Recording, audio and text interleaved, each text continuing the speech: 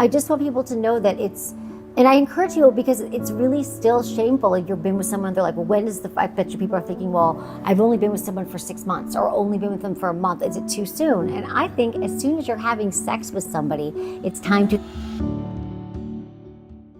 You want to talk about something that can kill sex, the mood of sex immediately. So if you're rejected time and time again, you can just imagine that person's self-esteem has been hit. Exactly. So now they're going to try less.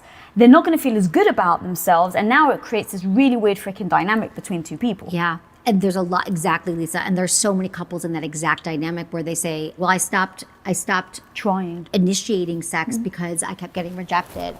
And then, so I don't even do it anymore. And then the partner who's like, well, I don't remember that they were trying that much. I mean, it just becomes so messy. And then we silently suffer through so much pain when it comes to this, when really just a conversation. And then it becomes fun. I want to promise everybody that the more you talk about it, you actually get excited. Like you talk about what meal you're going to have and where you're going on summer vacation and the new furniture you're going to buy for your house. Bring this into the equation. What could we invest in for our sex life? What could we do? What could we experience together? God, I love that. And you even said so about communication. Because I've been with Tom for 20 years, like, it must have been fairly recently, actually. I turned to him and I was like, are you satisfied? Yeah. And, you know, like I do ask him a lot and he asks me. But the way I asked him, he was like, yeah, why? And I'm like, well, because you used to want it like 10 times a day.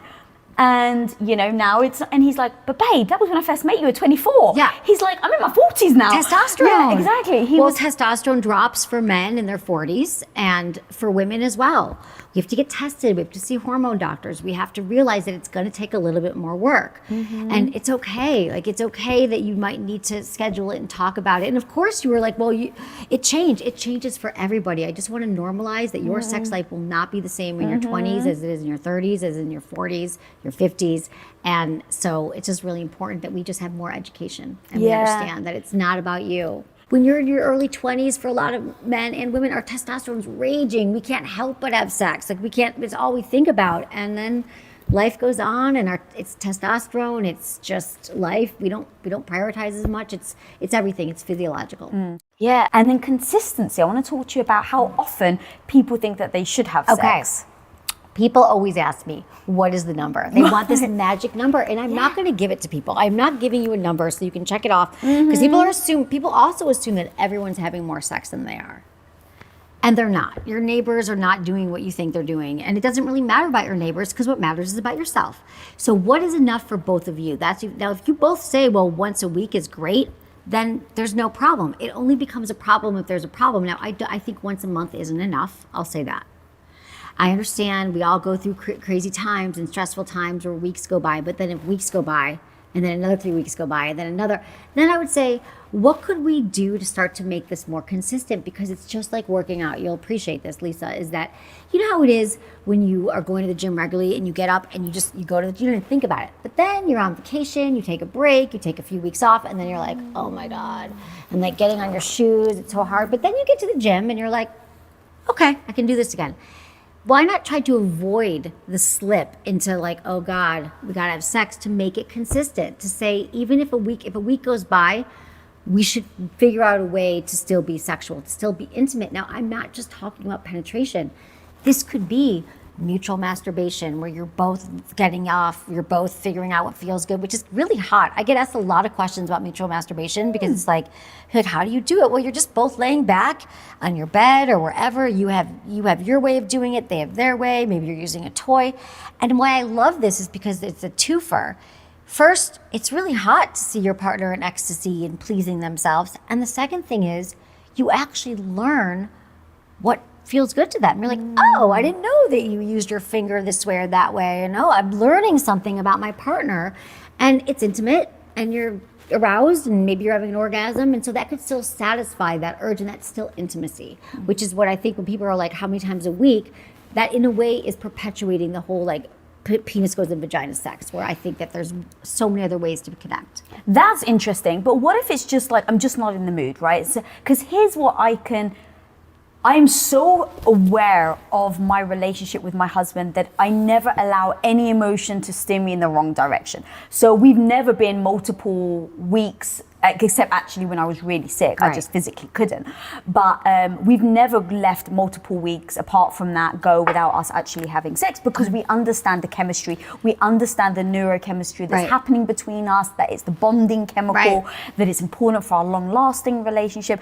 But the truth is that if you're not really pushing for that, sometimes I think excuses can feel real, right? And people can say that maybe they're watching this like, yeah, it's all right for you to say that, Emily, but I've got this going on, but I'm doing this, but I've got kids, but I've got a job, Kids but are- I've got it's this. all hard. Like there's going to be a million excuses that people are going to say of why they haven't had sex in a month or two. Right. How do you break them of that notion? Well, how is it making you feel? I mean, I think if I'm telling you that your intimacy and your sex life is an important part of your relationship, because then you're just roommates, and I'm going to tell you that it's going to get harder and harder, then you have to say we're all busy. We are all busy, but then you have to set your alarm earlier in the morning, or you have to, go to bed later at night, or you just have to talk to your partner and try to say what would be a good time for us to connect again. It could just be in a massage. You could even take sex off the table. Maybe you've been having some pain. Maybe you've been really stressed out. But what if you just each give each other a 10-minute back massage and then see where that leads? Because a lot of times we're not having sex because we are anxious, because we're stressed, because we're worried, because there's so much going on, and it's sort of this vicious cycle. So if you can break that cycle and say, well, what do I need? What are my requirements for being aroused? Well, I know for me, like let's say I have a date or someone's coming over or we're doing something, it's like I know that I need to shower. I have a steam shower in my house, which is like I'll take a steam shower, I'll meditate, I make sure that I'm like have everything just, I feel good, that I'm good. It's hard for me just to get right into it. And I get that when you have kids and you're living with someone, it might be harder, or you might have a different set of arousal. It might be like the kids are already sleeping. It might be the housework is done. It might be, just find the way. Think about the last time you were the most aroused and you were ready for sex. What was the environment? What were you seeing, smelling, tasting? Think about the senses. Like, what kind of environment do you need to make you feel ready for sex? Something you just said though that horrified me a little. Okay. Which was, okay, the housework is done, and the sex being the important part of a relationship, of a couple's intimate relationship. Right. But yet, most of us, a lot of us, myself included, have in the past put housework in front of it. I need to do the dishes. I have to do the laundry. I have to finish this, assignment, whatever. Which is heartbreaking that we do that, prioritize that. And so in fact, that's actually what it comes to, the priorities of life. And so I think I know your answer, but where would you prioritize sex? I would say it should be one of the top pillars of your relationship. I would say prioritize listen, if you're a couple that prioritizes health and wellness, you can't have sex be the outlier of your health and wellness. And I think that's the problem. You were saying that it's interesting earlier when we talk about self-care, people don't think of it, but don't think of sex. But it's absolutely, because you talk about the neurochemistry, you talk about the oxytocin, the cuddle hormone, like we require it. We need touch, we need connection with our partners. And so in telling you that, if you think about that, it's part of being healthy overall, then I think you have to prioritize it, and sooner than later. Even if you don't know what to do with it, just say, I'm not sure what to do about this either. I'm stressed out, but let's problem solve together. I always hear from, like I said, one person in the relationship, but do it together. You both want it. I mean, I'm gonna say now that your partner wants to be a good lover to you. They're with you. They just might not know how, because the house is a mess and they have a lot of responsibilities and they're stressed out. So it's just another thing you have to solve, like opening up a savings account, or how are we going to be better parents? I just want people to think differently about their sex life. God, as you were saying it, I was like, it's kind of like, you know how in the mornings we're just like, I need to meditate and then I'll do this.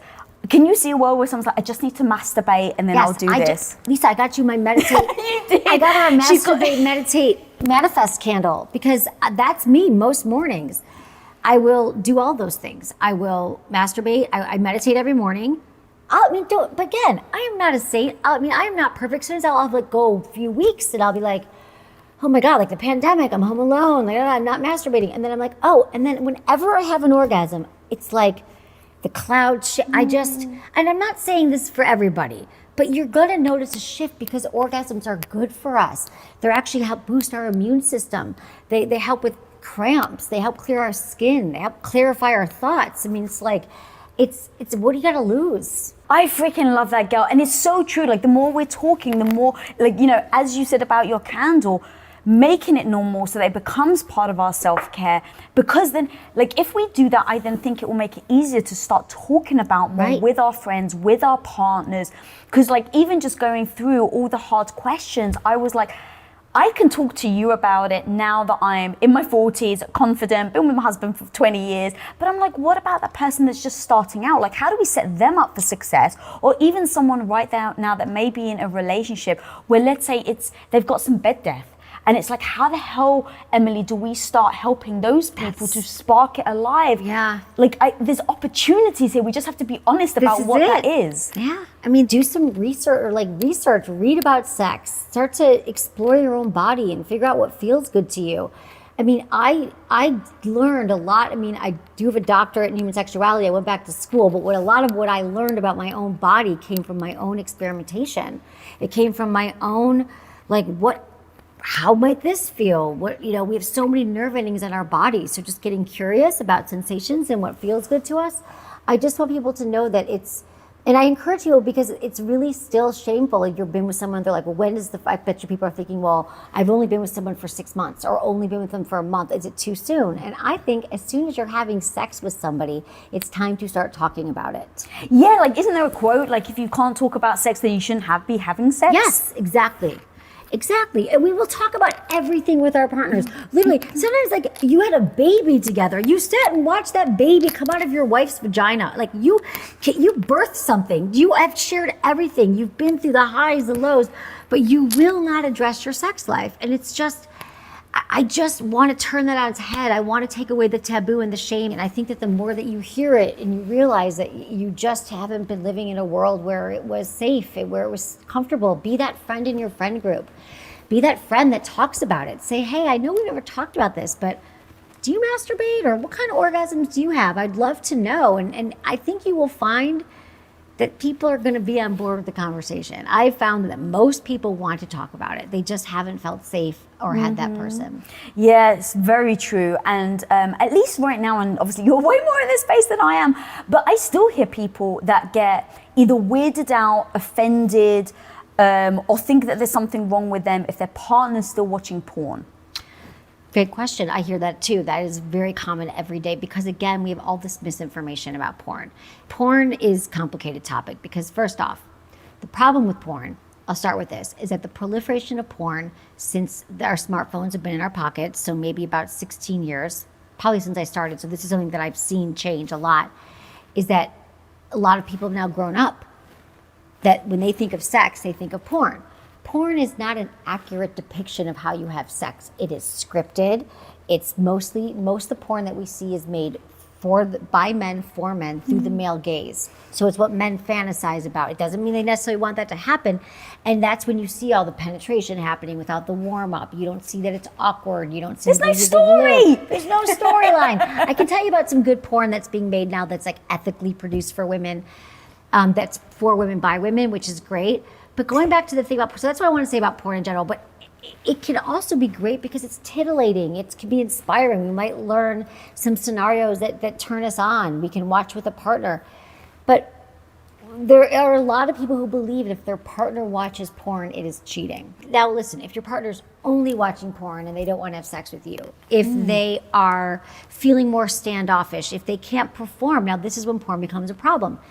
People can have watched too much porn, and that's when you have a consequence. People are like, oh, am I addicted? Like, I don't want to put labels on it. But if you can only get off when you watch porn, that when you're with a human, you can't get off, then you might want to scale back on your porn watching. But typically it's just kind of a benign, like people are going to masturbate in relationships, out of relationships. And for many people, it's just a release. It feels good. It's a stress reliever. And it really does not have anything to do with your partner's feelings towards you. Yeah, it seems like a lot of things in life, a little bit is actually great. Too much of it could be dangerous. Everything. It's literally everything. It's moderation. Yeah. It's true. At least with me and my husband, I'm always like, if I'm not in the mood and he is, I'm always like, by all means, go watch porn. Like, it's like my savior. Yeah. You're like, thank God. Yeah. Like, right. Exactly. And that's great. I mean, and I love that you're like that, because you know how many people would love to have the blessing of their partner. There's so many people I hear from, and I would say that this is probably more men than women, that are like hiding out of the basement or in their car and they're masturbating, and then they feel shame after because they had to keep it secret from their partner, and it just becomes super messy, and then there's like resentments. But to be like, hey babe, go for it. I support you. Like, that is so liberating, to have a partner that is totally down with what you're into and what is supporting you to be sexually healthy. But again, it's relearning all these messages.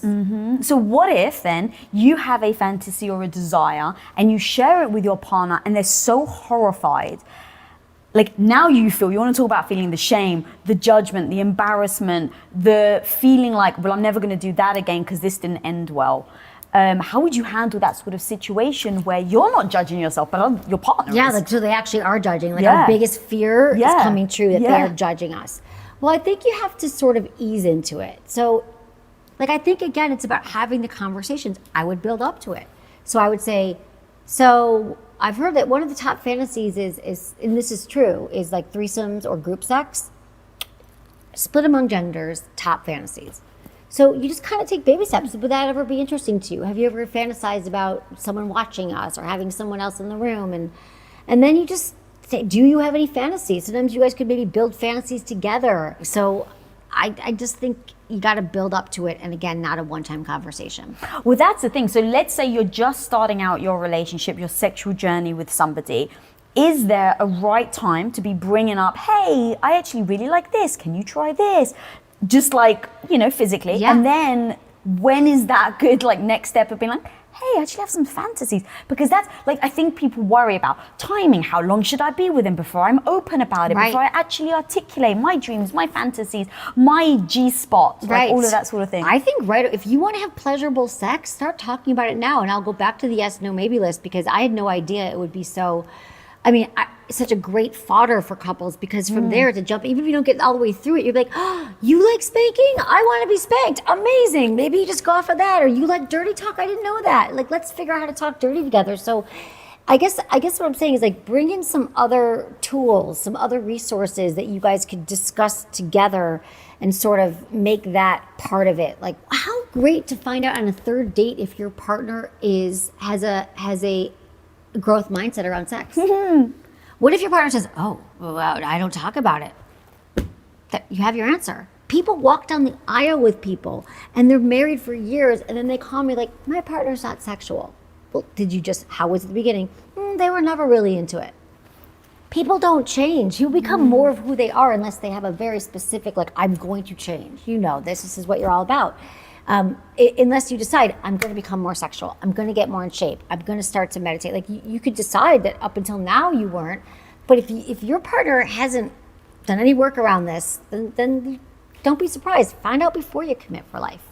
A lot of what you're talking about really does kind of come back to confidence. Like, as a female, I'll just keep it at that for now, to speak to your partner, to bring these things up, to talk about the hard things, to, point out where your very special spots are. Like, all of this really does take a lot of confidence in yourself, because no matter what, you're putting yourself out there and you're leaving yourself open for that person to come back and shut you down, make you feel shameful and all of that. Yeah. Do you talk about that, or like work on like the confidence part of it? Yeah, I think it's a practice. I think that confidence is a big part of it, but I think that the more that you do it and the more that you are with a partner that makes you feel good. Again, toxic partners, people who aren't about your growth. I'll bet you, if you have a partner who's shaming you for it, and you have a partner who's telling you, how dare you bring this up, and you want to talk about sex, how supportive are they of your career? How supportive are they of your independence? How supportive are they of your friendships? This usually isn't in one area. They're probably shut down in other areas of importance to you. So I think this could be a litmus test. I do think it's grounds for dismissal for a partner who isn't invested in your pleasure, who says, oh, you don't need a toy, or you don't need to watch porn, or we shouldn't have to work on it. But again, I'm not shaming them. Most of the information we've been told is that sex should always be amazing. We should always be in the mood. We shouldn't have to talk about it. It should be just as fabulous as it was in the honeymoon phase, which is a biological condition that lasts 6 months to 2 years. And that's all the feel good, the oxytocin, the dopamine, all those like neurochemical love. It's a love cocktail. It's the most glorious, sexy cocktail of hormones that you've ever had. And that's why we love that phase. But it doesn't last. Like any great drug trip or any great high, it's gonna come down. And so to just have that as your benchmark, as your baseline, it's like it doesn't serve you because you're not really in your state of mind because you have the novelty, you have the newness, you have the excitement. You've never been with this person before, but that is going to change. So I just say the confidence comes from knowing that you deserve pleasure, that you deserve to be in a healthy relationship, and then working on your own body shame and body insecurities. I do think also that masturbation helps with that. Looking in the mirror, looking at yourself naked, putting a mirror between your legs and saying like, what do I look like down here? Because if we don't love our own bodies, and again, some of this might seem cliche to people. I'm not even saying you have to love it. How about you don't accept your own body? If you don't accept your own body, it's going to be really hard to get somebody else on board with it as well. Not that they're not going to like your body, but if you're like constantly like, I don't know, I feel bad about it, it's just going to be hard for someone else to let someone else in. So a lot of times we're the problem too. That's what I was actually going to say, right? It's that you're insecure in your own body, so maybe you're not as sexual, you're not as making as many advances, you want the lights off, you're not putting yourself out there to your partner, so now they feel a certain way, they probably think it's about them, and now it becomes you're not doing yourself any service. Right. We're preventing ourselves from a real, true connection and pleasure, which we all deserve. Pleasure is our birthright. I love that. What is the thing that you find like one of the hardest things that women specifically find difficult to talk about in regards to sex? Some things that are hard for women to talk about is when they have pain. So 80% of women will have pain during sex at some point in their life. 80%.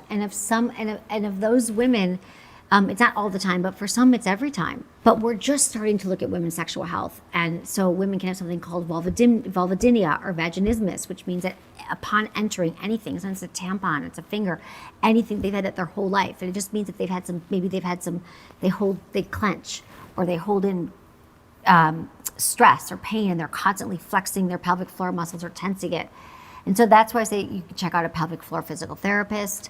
And this is all new, is still new information, Lisa. I didn't even know about a pelvic floor physical therapist 10 years ago. It's like, so what I'm saying is you don't have to live with it. There's a lot of resources for women to kind of realize that you could get checked, you could figure out what it is, you don't have to suffer through pain. So I think that's hard for women because we're like, well, life's already hard, I'll just take the painful sex, because we can put up with a lot of pain, women. We give birth, we have cramps every month, we have periods, we just are like, oh, it's another thing. No, you don't have to live with pain. So that's one of them. But again, it doesn't mean you can't have penetration. You could do the mutual masturbation, you could just have external pleasure, but don't force yourself through pain. Just don't get some answers. Again, we have tons of resources.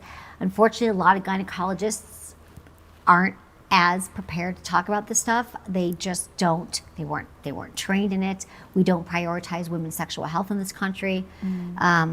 So I just have to say you have to become a detective. But again, I have a lot of great resources for people. Yeah. Well, that's great, because it's really like, if you broke your ankle, you'd think I was stupid if I didn't go to the doctors and get it fixed, right? Yeah. Everyone would be like, what the fuck are you doing, Lisa? Right. But if you have a broken vagina, like, you gotta go get it fixed. Exactly. Like after childbirth, so many women they have pain. That's why we do our Kegels and strengthen our pelvic floors.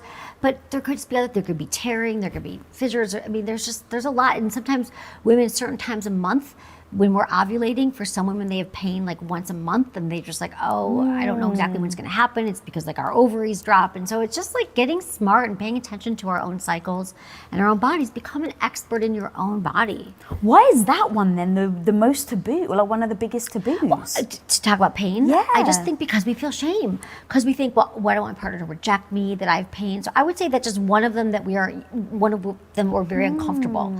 We're like, I feel less than, I don't feel desirable. I don't actually know why it is. Something's wrong with me and I'm broken.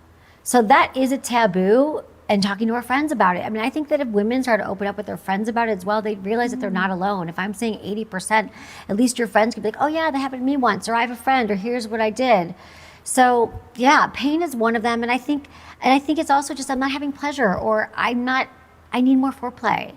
I need you to do the dishes first. Like, listen, there's a lot of things that turn us on. I need you to take a shower first. I need to warm up. Like, I know if my partner gives me like a 10-minute massage, I'm so, like, it's gotten to the point where he'll come over and I'll put out like my massage table, because I have one at my house, and I'm working all the time. And he like puts it out, he'll like lay down a blanket, and he'll like, I know you need this after this long day. And I'm not saying it happens every time, but when it happens, like, he sees I'm a different person. We need to melt away the stress. We need to be able to realize, like, we can't, and also it's so easy to complain about it or just be like, I'm not turned on, but get curious. What does turn you on? What does get you in the mood? If you need a toy, or you need oral sex, or you need to feel that your partner asks about your day first. Like, if we don't, like, it's so complicated. It's not just about arousal, not just about touching the body parts. It's about our love languages. Like, where do you feel the most love from your partner? If you haven't, like, a lot of us, I haven't talked to my partner in weeks. We haven't had a intimate conversation. We've been like ships that pass the night, but now my partner comes in and wants to have sex. I'm not turned on because we haven't had the grounding. Maybe you need to have a conversation before sex. Maybe you just need to feel adored. If words are your love language, words of affirmation, like, tell me how hot I am. I mean, I'm just giving people, I'm throwing it all out there so we'll kind of look at it and go, oh yeah, I felt really intimate that time that he really helped me with stuff around the house, or he made an effort with the kids, or who knows? I mean, there's so many different formulas, but like, get curious and think about it, because really we're going to be the ones who ultimately are going to be able to crack our own code. Then we can share it with a partner. What up, homie? I got something free and new to share with you right now. How often are you visited by that negative voice in your head telling you that you're not smart enough, that you're not good enough, experienced enough, not fill in the blank? One of the most powerful things you can learn to do in life is to turn that negative voice into your bestie. And I want to teach you how to do that and so much more in my 4 steps to becoming confident workshop. And guys, the most amazing thing is you can actually register for completely free for this workshop. So click the link on your screen and I'll see you on the inside. All right, I got one big one for you. Okay. Is it impossible to have an orgasm? Like, if some people are like, I just can't orgasm. Like, I actually used to say that with my first boyfriend that I lost my virginity with. I was with him for 4 years, and I was like, I can't orgasm. I wasn't masturbating. I thought it was shameful. I was like, women don't do that. So I grew up, like literally with a guy that was like, oh, I just guess I can't. And then I met Tom, and I was like, holy hell, what the hell is going on here? But there are people right now, luckily I met Tom when I was, in my 20s. But what about people who may be older? Or in fact, what about people who are even having sex now and they're like, I haven't had one yet? Or people who are older and like, it's impossible for me? Well, here's the good news. Most women, the women you're talking about, are pre-orgasmic. They're not anorgasmic. What does that mean? It just means they haven't had an orgasm yet. Pre-orgasmic. They just haven't done the steps to have an orgasm. But anorgasmic is like you at no cost can have an orgasm. And for many women, it's a toy. There should be no shame in using sex toys. Again, the fact that we think that toys are somehow, our orgasm should only happen through a penis or through a finger. Like, why? Who said that? Like, we use technology to enhance every other area of our life. What is the problem with using a toy? And I think that most people feel shameful. It's not the right thing. Their partner doesn't like it. And there is a lot of men I've seen who've said, like, they feel work. If I use a toy, it means that they're not good enough. Right. But that's just saying, no, I need something extra and you could use it on me. And I have found that with partners that may have been intimidated, once they use a toy with me or I use it on them, they feel great on men too. Toys feel great on a penis, all over the body. Use some massage oil. It's a good time. But I think once they're with me and they see it, they're like, bring that toy out. Like, they're down. It helps. It moves things along. It's the sure thing. So play with it. Yeah. Have fun. There are going to be times where you're struggling, you're falling on your face, you're hitting your rock bottom, you're having to sell your stuff, you're having to call your mum at, what would you say, 39 to ask her to pay 39. Your health insurance. Yeah. Like, most people would be like, I'm too embarrassed, I'm going to stop that, I'm going to go do a 9 to 5 and just live my life like that. I love that you're asking me these questions, and I love what you're doing, because I think we need to be inspired by each other. Like, I don't talk about this much, not because I'm embarrassed by it. I actually love, right now I'm like, yeah, I did it. Wow, okay, thanks for asking. But we don't see the struggles. You're like, you're so lucky. You've just done a podcast. Oh my God, how did you know? I'm like, I didn't know shit in 2005. I didn't know anything. I still don't know. I still get up every day, go to the office. It's still kind of scary. And that is what made me who I am. So I'm And that's why I think you're so incredible, so inspiring. So, you know, when I first met you, it was actually here. You came to do an interview with the boys from Mind Pump. Love those guys. And that was the first time I met you. And they're like, oh, there's this lady, you know, she does a podcast with Sex with Emily. And immediately I was like, okay, a chick that talks about sex. That's cool. But I didn't really think beyond that. And then when we met and we hung out and we went for dinner and I started like reading up on me, I'm like, you're a freaking powerhouse woman. What you've done and accomplished and what you've gone through and the struggles is so inspiring that I think it's so important for people to see that and talk about that, because they can get so caught up in the fact that it's about sex, which I definitely want to start talking about. Oh my God, for sure, right? On top of trying to start your own business, it's about sex. Right. So now let's go into that then. How do you overcome that? Like, how do you, or maybe you don't even care, but my impression of you was, okay, cool, a woman that likes to talk about sex. It wasn't like she's so, like, she's got a doctorate, she's really understands humans, understands personalities, character, like psychology. There's so much behind it. Yeah. Did you have to like try and convince people? You're like, screw it, I don't care. I didn't, honestly, and again, I think it's that ignorance is bliss, or I was really naive.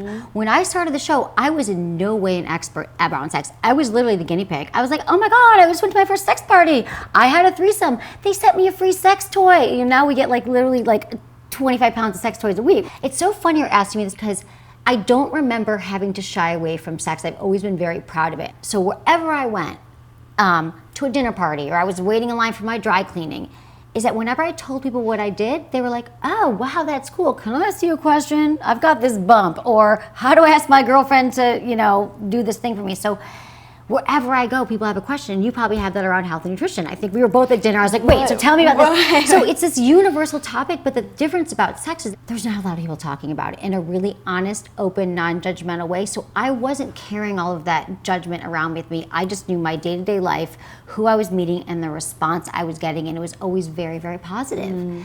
People are really just, they want to know more. They want to talk more about it. And I think we're at a great time now. People are very open to sex and relationships, and we all need more information. I think the show has really filled a gap where it is just a hole, if you will. We have abysmal sex education. I want to say in the States, but pretty much everywhere.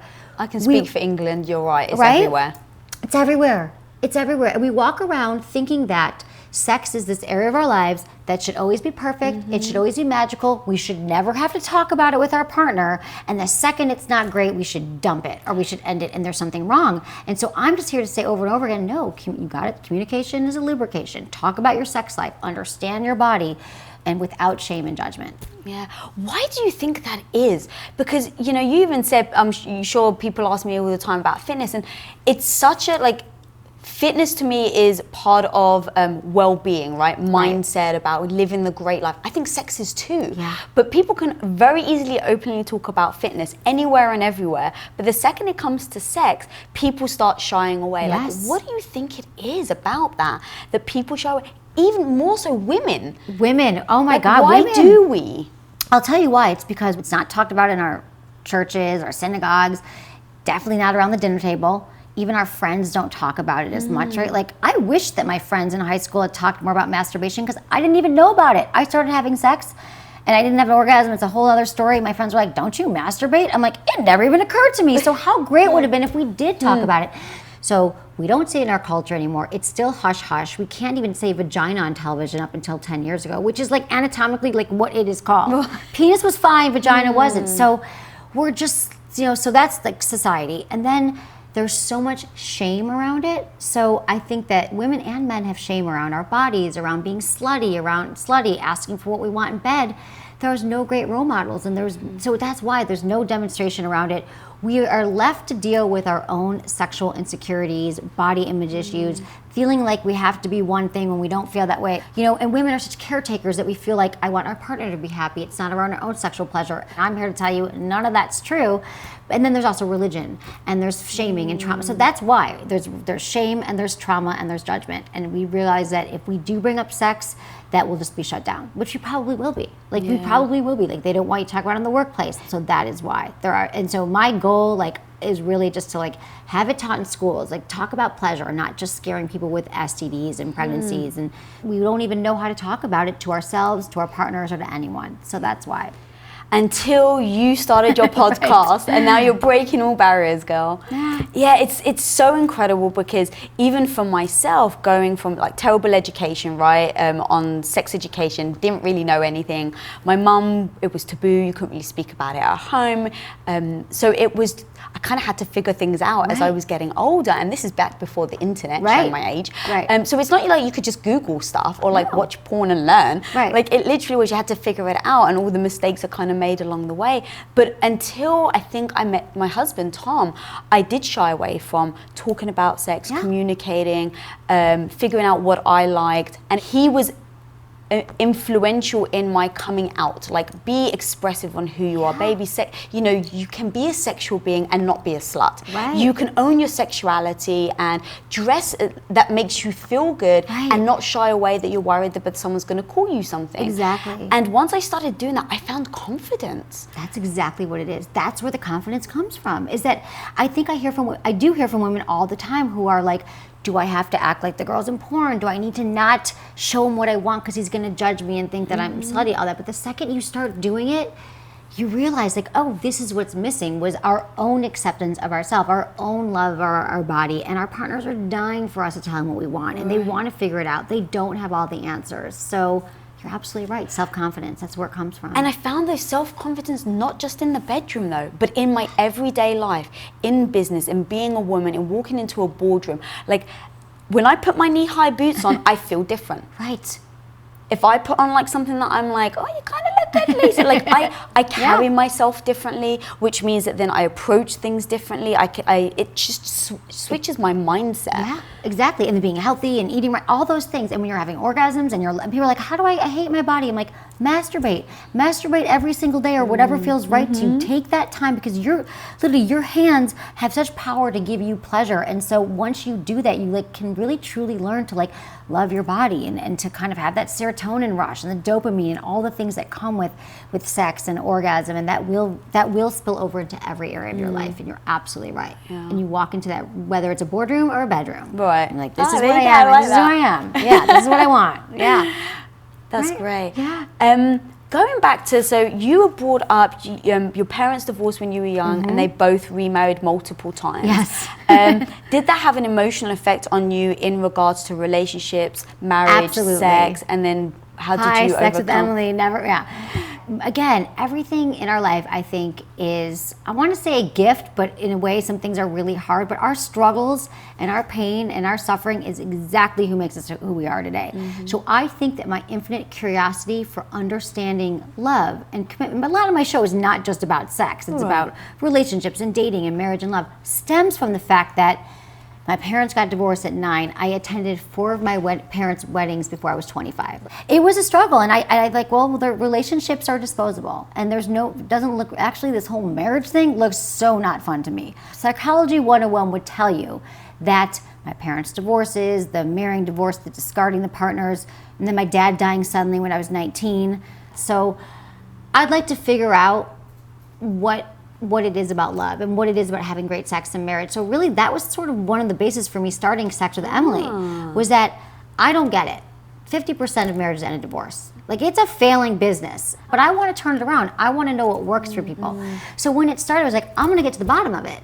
I'm going to interview everyone I know and every people out there to find out the experts. What is the secret to successful marriage, successful like relationship, and having amazing sex? So I think I took all of my pain and suffering and confusion around it, and I want to figure it out so I can help myself and others. I love that you're able to look back at things like that, which again could crush people, ruin their life, ruin any future relationship, ruin their sex life. But you've been able to actually spin it around and make that your strength. Because of this, I figured it's kind of giving you a path to go on. Yeah, and I mean, again, these are all such great questions, because I don't really, internally I think about it, I'm sure I've mentioned it before, but for sure, like those things, those struggles are, and we all have them. Even if you had the perfect family, the perfect childhood, perfect on paper, it doesn't exist. No one's childhood is perfect. Nothing is perfect. When you struggle and you suffer, and you get through it, that's where you get your real sincere skills and strengths that kind of make who you are. So the one thing that you just said is you you've decided to not have children or get Right. married. Yeah. So how do you overcome that stereotype? Because I'm in that same situation. Obviously, I'm married, but my husband and I have chosen to not have children. Right. And it took me a year to say that out loud.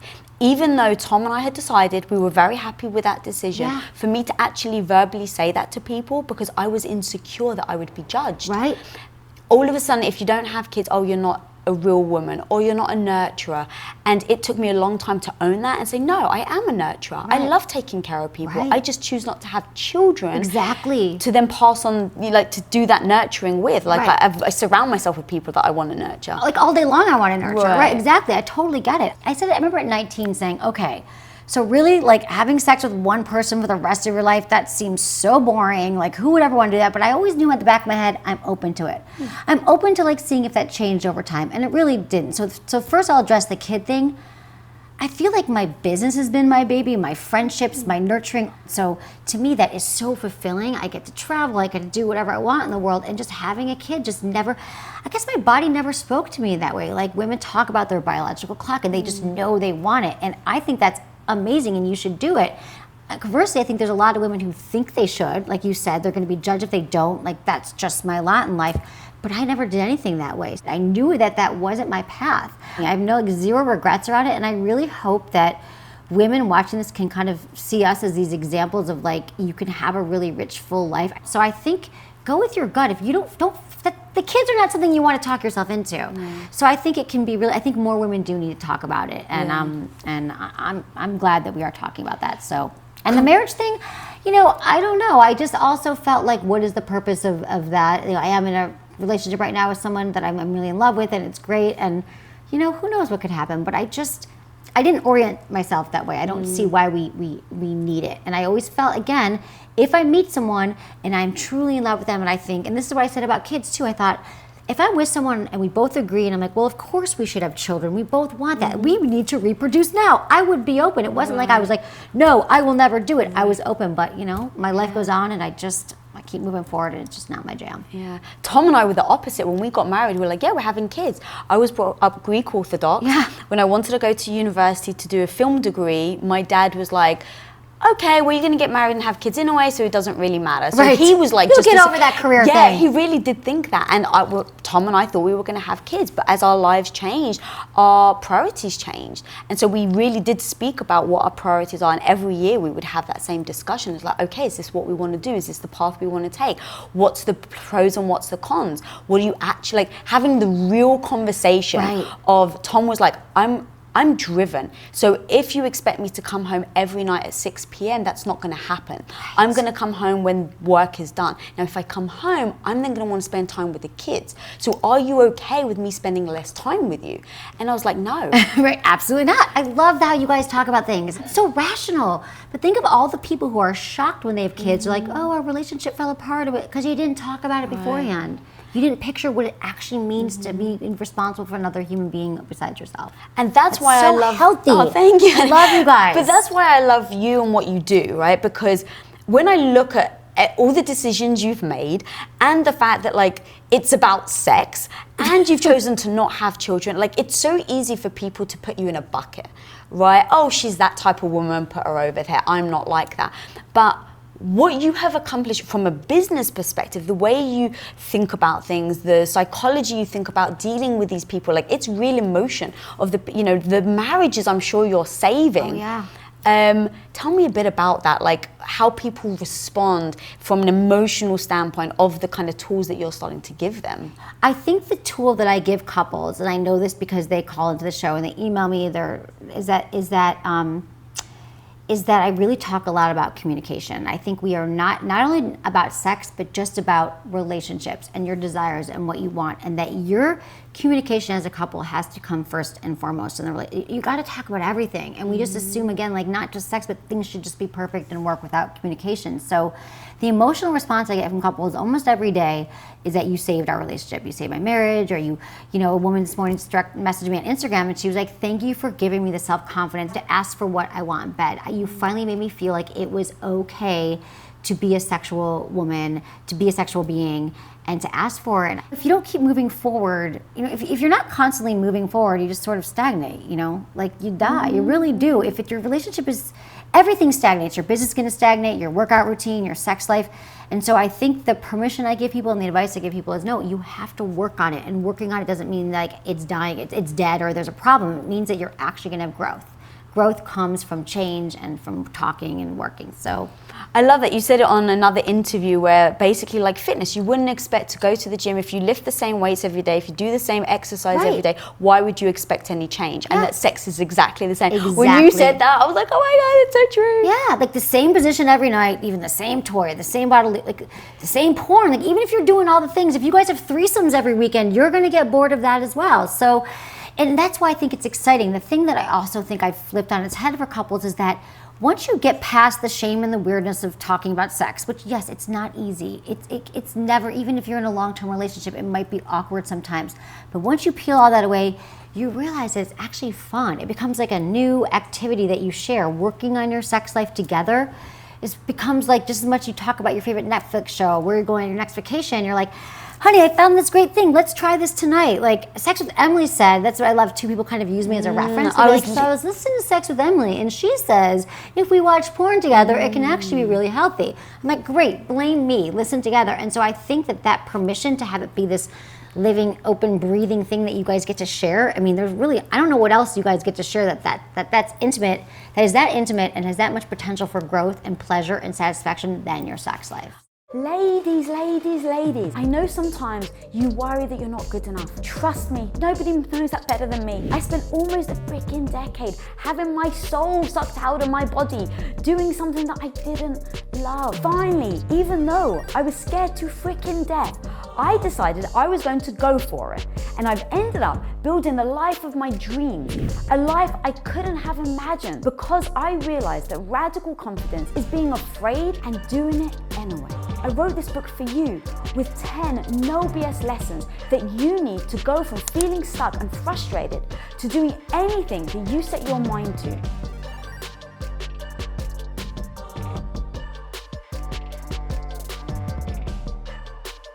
My next question was going to be, how do people approach that subject? But that's so interesting that they kind of you're like the gateway into like that open communication. Yeah. I'm like, blame me. Couples always email me, and I think this is funny. They're like, oh, we listened to you on a road trip for 12 hours. Wow. Like people love to binge on it because maybe you just can't listen to one, but you're like, okay, yeah, because after a while, there's a lot of themes I talk about, like being open and talking, and communication is a lubrication. I say that in every single show. That quote. Because the more you talk about sex, it's going to get better. So I think that how do you do it? If you've never talked about it before, I always say I have a few rules around it, but they're not too strict. Basically, outside the bedroom.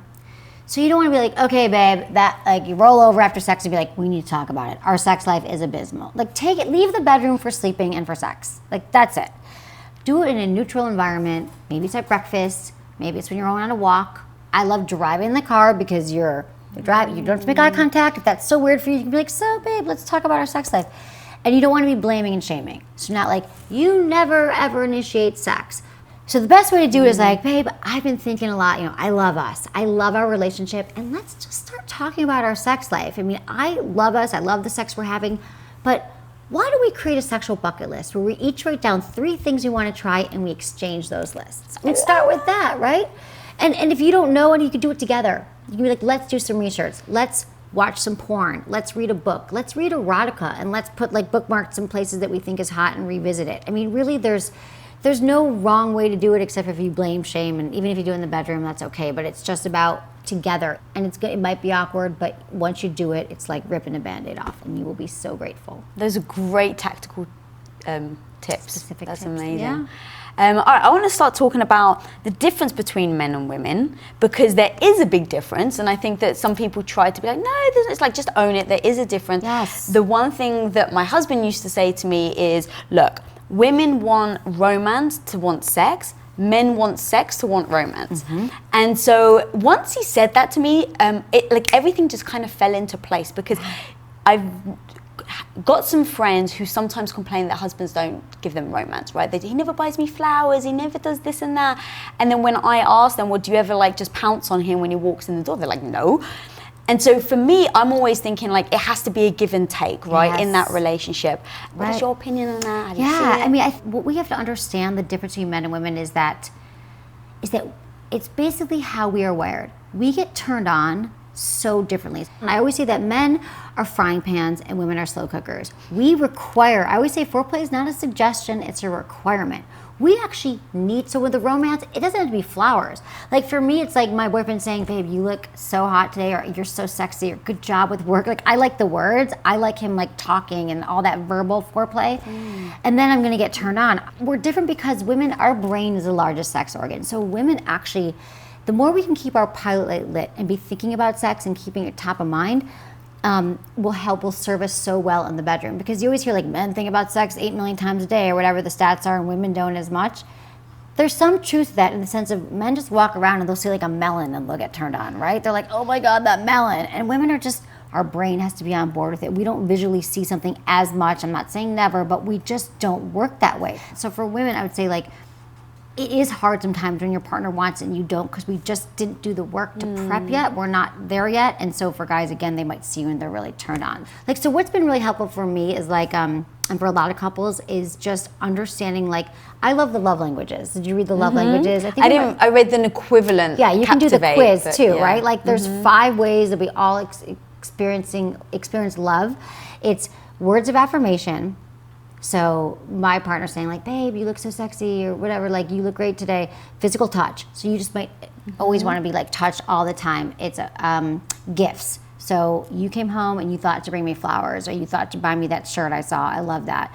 It's acts of service. You saw that my gas tank was empty and you filled it without me asking. And then it's quality time. That's a big, so usually quality time is just like, it's not that we have a plan every Saturday night. We're going to movie and dinner. You're not bringing your friends along. You're not on your phone. You're not working, but it's quality time, just the two of us.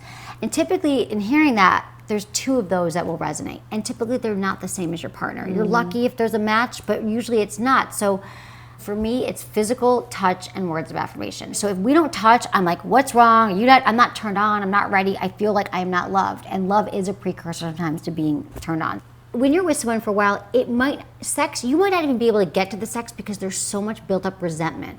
And there's like, you can't even be turned on because you're upset that they haven't taken out the trash, or they didn't show up for your friend's birthday party, or your own things. And so there's been so much things that have happened that we can't get to it. So when you can kind of figure out how your partner needs to be loved, because typically we give love the way we want it to be received. So I'm gonna be touching a partner all the time, and he's like, but you're not spending quality time with me. So that doesn't matter, you're touching me, but I'm touching him all the time because that's what I need.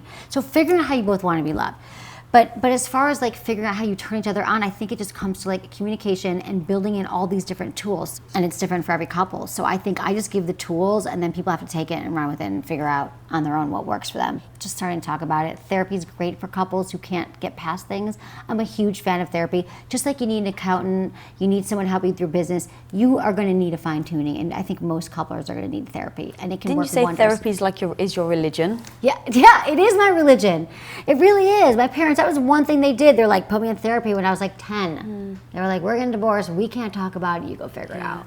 And that's what I love, because everything you're talking about, so therapy, getting your mind right, getting your relationship right, getting your, and when I say right, what's right for that person, right. And your sexuality on par, like all of those things I find so empowering that then I embody in every aspect of my life. How have you found the more you learn, the more you kind of dig deep into sexuality, or the more people you have on your podcast, has that affected your everyday life? Yeah, absolutely. I feel like we are never done learning, and I'm never done. I'm not as arrogant enough to think that I know every single thing about sex and relationships. So I am constantly like learning, growing, going back to school, and I love it, reading and taking classes and all that. Personally, yeah, I think it's definitely affected my relationships. I did all the stuff that I tell people not to do. I faked orgasms. I was a cheater like in my 20s. I used to cheat. I used to just do things to please my partner. I cared way more about their pleasure than my own. I didn't know how to ask for what I wanted. I would try to be sexy for my partner, and I didn't, like you were saying, putting on your boots, and I didn't know, it didn't matter that I felt sexy. It was more like, well, he would think this was sexy. So I made all those, I want to say mistakes, or I was challenged by all of those things. So now I'm like, I can't get away with any of that. The so much fact better that now. you've changed so much and that you're actually taking ownership of, like you said, you've cheated, you faked it. Like there's so many things that you're now in hindsight looking back and taking ownership and clearly have grown from it.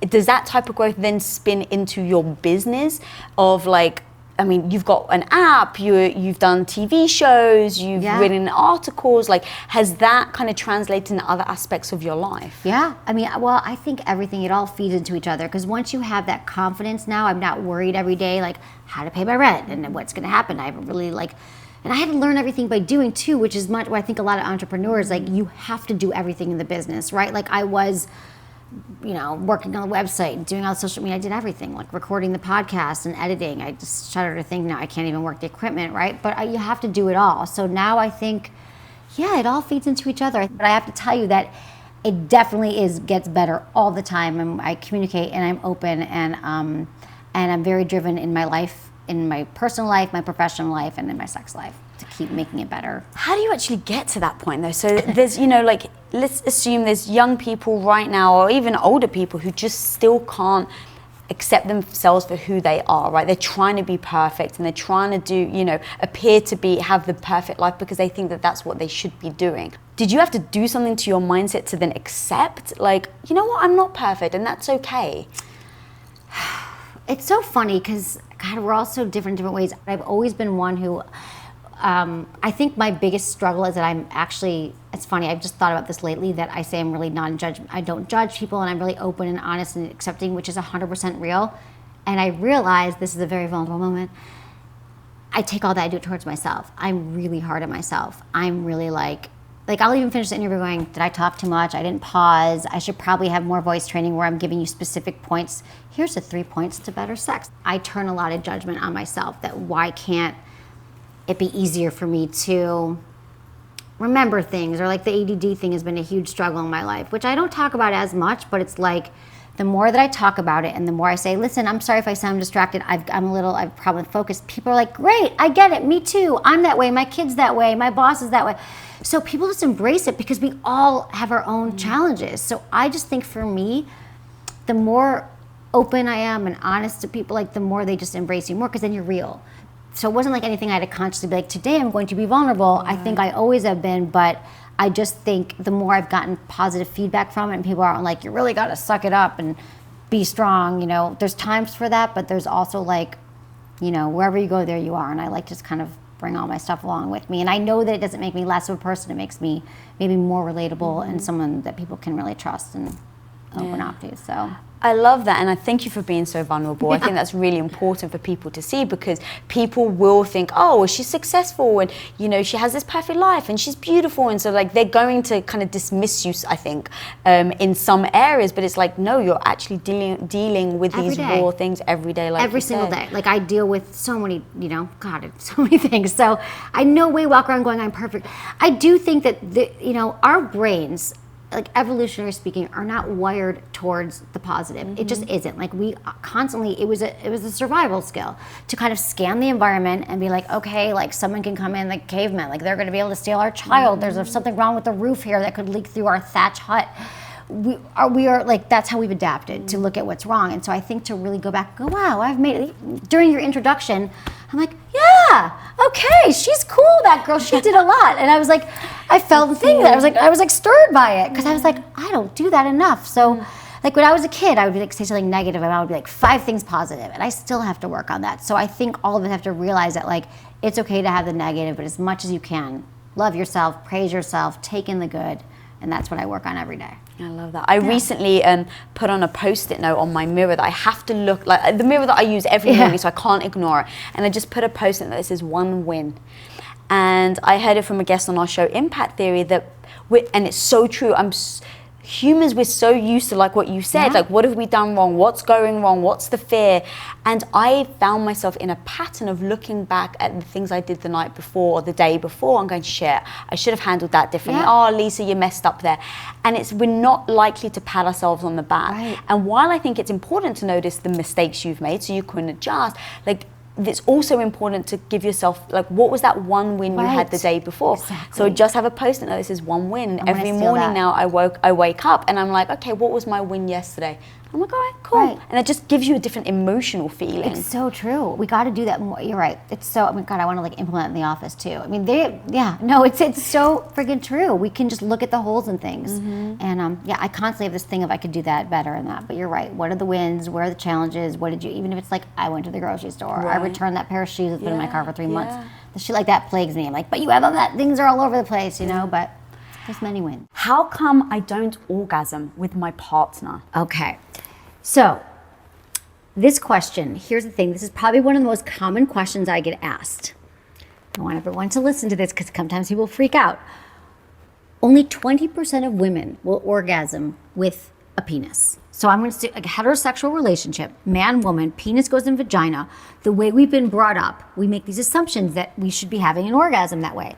But only 20% of women do, meaning that a lot of women can't orgasm with a partner through penetration, but what they can do is they can do it through oral sex, through fingers, through toys. The 3 ways that women are more likely to orgasm are with a mouth, with fingers, or with a toy.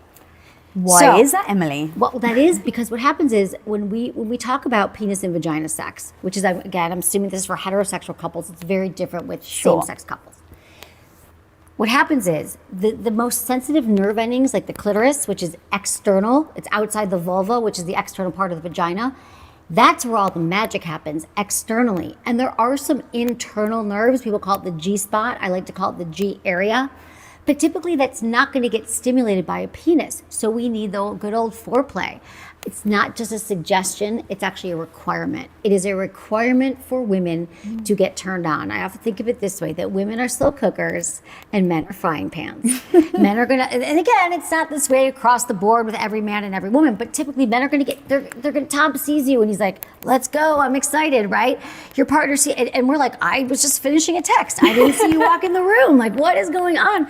And so that means that we need more, we need to be warmed up. We want to have some external touching and playing and getting aroused. So a lot of times what happens with couples is they assume, because what we see in television, what we see in movies is couple makes out for a minute and then they have penetrative sex and woman has wild screaming orgasm. That is not reality. And here's the thing, I love that you said that, because it isn't just the sex itself. It's the fact that, for me at least, like, I started to feel a bit of shame. Like, shouldn't I be able to do this? Yes. And now you start to be insecure, and then that spirals out, and then leads to, you know, the fear of not feeling sexy when you're having the sex. So this is why, and the same thing, Lisa, the reason why I started this show, Sex with Emily, about 16 years ago, was because I felt shame. I thought I was broken. I thought something was wrong with me because I wasn't having orgasms and I wasn't having as much pleasure because I didn't know anything about sex. So it's really common that we feel shame, but what I want to empower and encourage every single person with a vulva to do, I often say vulva owners, I don't always use gender, but you know what I'm talking about. If that is your body part, you need to just have a conversation with your partner. And this will be the tips one of the top tips I give is communication is lubrication. And the more you talk about sex, the better sex you're going to have. And here's the thing, your male partner is not, they don't know this either. So they're assuming that, you know, I'm going to admit something here. I used to fake orgasms. Okay, so that was part of one of my questions. Like, how is it okay to fake? And if not, how do you stop? Well, that's a great question. So I feel like I did a disservice to all the men I was with because I just thought, and here's why women fake. We fake because we know we're not going to get there. We don't want to make them feel bad. We want it to be over. We're like, enough pounding. Is it time for dinner? Is it time to eat something? It's like I've tried so hard for the last hour. It's exhausting. I don't want to talk about it, so we fake it. So to me, that's like a disservice. So all my former partners are walking around going, oh, I'm the greatest lover ever. Right. So how we stop faking it is we have a conversation outside the bedroom with our partner and we say, you know what? I've learned a lot today. I was listening to Women of Impact and there was this sex doctor on and I learned a lot. And I realized that and you lead with I statements, not blaming, not shaming, and you say, I realize that I haven't really had a real orgasm before with you. And maybe if you were talking about faking it, you say, I'm really embarrassed, but sometimes I feel like I'm going to get there, so I kind of fake it, because sometimes maybe that could help. But I never really have with you, and I actually never really have with any partner. So what I realize is that I require more clitoral stimulation. And so this is where I recommend couples engage in mutual masturbation. And even though, and I think that masturbation is a huge part of our overall sexual health and wellness. And if you have a lot of shame around masturbation, you know, I hear from people all the time, Lisa, they say, oh, I don't need to masturbate, I have a partner. And okay, I understand that mentality, or it's wrong, or it's cheating, but it's just, again, everything about sex needs to be rebranded. And one of them is that masturbation is shameful or wrong. And it's actually the key. Healthy masturbation is the key to unlocking our own pleasure, because we're responsible for our own orgasm. So freaking true. So why do people think it's wrong? Is it just the way that they were brought up? Typically, it's because people were raised in an environment where it was actually very religious. Perhaps it was part of their upbringing that sex is just for procreation. It's not something that you do with a partner. Or also sometimes what happens is we're little kids, we're toddlers, and maybe we're touching ourselves, or we're rubbing against a pillow, and our parents say, stop, that's wrong, that's dirty. So it's even these messages that we might not even remember what they are. Also, in pop culture, in all media, male masturbation is sort of glorified. You think about the movies, or we all know men masturbate, but nobody talks about female masturbation. And so I just think it's part of sex that's shrouded in mystery. And so I just want to lift the veil, and I want to tell all your listeners, all the women out there, that if you haven't, it's great. I have so many great articles on my site at sexwithemily.com that have first-time masturbation guides, how to do it, tips and tools, because, you know, it's something that it's like our self-care routine. It's part of it. You can work out, you can eat healthy, you can do all the things. But if we're not comfortable with our own body, and we have shame, not even just around masturbation, but our body looks, the way we look with a partner, which so many of us do. We all have things. But I think one of the best places to heal it is to really enhance the relationship you have with yourself. Oh my God. And understand how you get there. I love that. Okay, so you even said about the communication. So that was one part of the question that I have, is if you're not satisfied in the bedroom, how do you have that communication with your partner where they don't feel like it's about them? Because of course, everyone's got an ego. So let me go talk about my 3 T's of communication. And this actually works for any awkward conversation that you want to have. Well, let's start with sex. It's timing, tone, and turf. Timing. You want to make sure that it's at a time when just the two of you are hanging out. Maybe you're going for a walk. Maybe you're having a date night.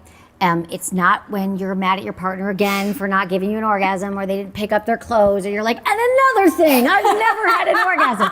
No, the time has to be chill. You know when that time is. And another way to remember it is when you're not hungry, angry, lonely, or tired. Don't have any conversations that are important to you when you're in any of those states. And so after sex, I heard you say, right? Don't have it outside the bowl. That comes to turf. So that's timing, and the timing, tone, and turf outside the bedroom. People always assume, well, I'm in the bedroom, I'm going to have the conversation. But I love to encourage people to think about your bedroom for sleeping and for sex. It's not for deep conversations. So when you're on a road trip, because then you're not making eye contact, but you're driving along, or when you're on a hike or a walk, because you can still sort of have that buffer. I mean, I'm here for people. I understand. I'm giving you the workarounds. And then your tone. So here's how you have it. The tone, so because this is the reason why we don't talk to our partner. We're so afraid that they're going to feel bad, that they're going to feel judged, that they're going to feel like bad lovers, or maybe they'll rage at us and say, well, you never do this. We're just so afraid that we just say, I'm going to be mute, and I'm going to fake orgasms, and I'm not going to have pleasure. So here's how you get over it with the tone. So I need to talk to you about something that I realize that we've never really talked about. And I want you to know that this is really uncomfortable for me. It's actually a little awkward, because I have so much fear. And this is when you got to be vulnerable. I have so much fear that you're going to think this is about you or something that you've done, and it's not. It's really about our sex life. And I've been learning a lot lately on my own. I always say blame me. You're listening to my podcast. You were reading something. And I've learned that there's... Blame Emily. Blame me. Yeah. People always blame me. I don't care if you blame me. I'm totally fine with that. I was just listening to this podcast and watching this video, and I didn't know this. Did you know this? So you make it like something that you're going to do together and say, I've never really spent a lot of time exploring my body, but what I've learned is we have so much capacity for pleasure. Did you know that I could have a nipple-gasm? I could give you pleasure in all these ways. Would you be willing to talk to have conversations about our sex life and what feels good. And so you could start with the orgasm talk and say, well, I've only never had one. I'd like to start working on it. Or I only have one with my vibrator, in which case would you be cool if I would love to bring that into the bedroom. And you just kind of go from there. Is there anything you've been wanting to talk about with our sex life? If, babe, tell me what you would like. I also have a great thing on our website that's been downloaded, Lisa, so many times that we just created this year. It's called the Yes, No, Maybe list. And it's a free downloadable, and it has about 70 different sex suggestions on it. It's like everything from cuddling to spanking to kissing to taking a bath together. And it says yes, no, maybe. You can each take this quiz and see, well, what are your yeses? That's great. What are your no's? What are your maybes? And then you could start with some yeses. Because what I'm saying here is, even if you're having the most incredible sex, and I'm telling you, sex isn't just about orgasms, I will tell you that in every single relationship, it's going to get stale after a while. You're going to get bored. It's going to be the same thing over and over again. It's going to happen. So just to get ahead of it, even in the spirit of, I want to make sure that our sex life is really strong. I want to make sure we go to the distance. I want to get ahead of it getting boring, and I want to get ahead of us not knowing each other, because it's not a one-time conversation either. So I'm just throwing another easy way is to say, let's talk about the 3 most memorable times we've had sex. Because when we have that conversation, you find out it's like almost like your sexual DNA. Like if I said to my partner, oh, it's that time we were on vacation and there was the trees were blowing in the wind and someone knocked on the door and we were so nervous. It's like, oh, well, maybe there's like a voyeur fantasy. Maybe you need to be on vacation again. So just to kind of do it in a way that we're in this together, I think we both would agree that it's important, and let's talk about it. And then you might have to go back to, and I promise this isn't about you, because your partner might still say, with all the caveats, are you sure? Is it me? What's wrong with my penis? Da, da, da, da, You just got to keep encouraging it and say, I've never done this either. That's how you have the talk. I love the way you just broke that down, because words matter. The way you say it matters. It can literally either break the conversation or bring you guys closer together. And then the other part of what you said, which I love, is, I've been with my husband now for 20 years. And it's like, look, you're having sex with the same person. So how do you keep the spice alive? How do you keep it fresh? How do you still explore together, right? And I think it's so powerful in having those discussions, in saying, hey, we need to keep spicing it up. And so what does that look like for you? And that actually leads me to another question then about fantasies. So is it wrong to have a fantasy during sex? Is there a right or wrong? In fact, I've got a leading question, but let's start with that. Well, there's no sex police. I just want everyone to know that I will not knock on your door. No one's going to knock on your door and say, I heard you were having a fantasy. And there is a lot of confusion about fantasy. Having a rich, healthy fantasy life is another part of being overall sexually healthy. The richer the fantasies you have, sometimes the better sex life you have. You can be more creative, you can be more open. And so people often feel guilt that they were fantasizing about someone else during sex, and it happens. And so I just want to tell people it's all okay. I want to normalize it. It's not another thing that you should beat yourself up with. And so I think it also helps with our own solo play, with masturbation, to kind of think about things that turn you on. And then eventually you can share that with your partner. But let me remind you this, there's 2 kinds of fantasies. Okay. There's the fantasies that we would love to actually partake with somebody. I'd love my partner to fulfill this fantasy with me. Maybe you'd find it on the yes, no, maybe list. And then there's the ones we just like to keep to ourselves. And they're all okay. God, I love that. So what about the fantasies? So you said fantasize about someone else during sex. Happens. All right, so is that something that you would recommend you discuss with your partner? No, I wouldn't. I'm actually going to say, you don't have to say, last night I was thinking about that hot barista that we saw when we were getting coffee, and I was fantasizing about him last night when we were having sex. I was picturing him making a double latte. No. Listen, these things are not helpful, but what is helpful is to share some fantasies that you might be wanting to try, but I don't think it's not cheating. Listen, our minds are complex. Our brain is the largest sex organ. It's active, it's busy. We think of things that maybe we don't want to at times, and that's when it's like, maybe we'll then replace it with other fantasies. Listen, if every single time you're with your partner and you have to think of someone else or something else, again, everything's in extremes. If that's all you're thinking about and you no longer want to be with your partner, then it's probably time to really then start to actually spice it up. And because the things that we miss the most is we miss variety, we miss spontaneity, and we miss novelty. Those are the 3 things. So, but here's the cool thing, is that novelty and variety and spontaneity, it doesn't mean like you have to go build like a dungeon or anything. I mean, you really don't. I mean, like spontaneity could be maybe your partner always initiates and you decide that I'm going to get the house all set up. I'm going to wear something that makes me feel sexy and I'm just going to spontaneously initiate sex. You know, I'm going to give him a massage when he walks in. I'm going to do something that's out of the blue because every time we have sex, it's the same way. So now we're going to have it in the living room. I mean, it could be anything. That could be spontaneity. And then there's variety. Variety could be switching up your positions. It could be anything on that yes, no, maybe less, dressing sexy, getting into spanking, reading erotica together, watching porn together, listening to porn together. You know, that could just be something different, different locations. To porn together. That's a thing? There's some audio erotica sites, which is great. And women, I hear this from women a lot because sometimes I don't need to see it, but sometimes just hearing it. There's one called Dipsy. There's one called TryQuinn. We have also, we talk about this a lot on the show and on our site, but I have a lot of resources for women especially. Some women just don't naturally have fantasies. I had to cultivate my fantasy life. I didn't have a lot of fantasies that just, some people just the way our minds are. If you're someone who dreams a lot and you're a dreamer, you're an artist and you are thinking in stories, it's just the way some people do, some people don't. But again, no shame, we can learn all of this. We're not taught any of these skills at all.